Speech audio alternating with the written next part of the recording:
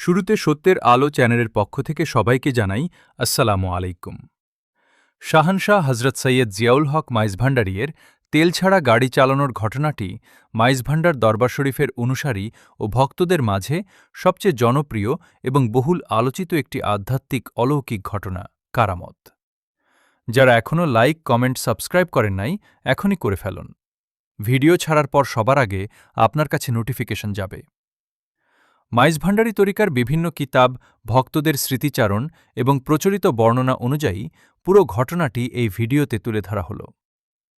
একবার জিয়া বাবা তার কয়েকজন ভক্ত ও চালকসহ গাড়ি নিয়ে দূরবর্তী কোনো এক গন্তব্যে, অনেকের মতে চট্টগ্রামের চন্দনাইশ বা পটিয়া অঞ্চলে যাচ্ছিলেন।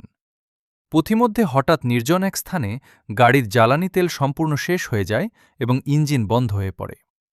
আশেপাশে কোনো তেলের পাম্প বা দোকান ছিল না।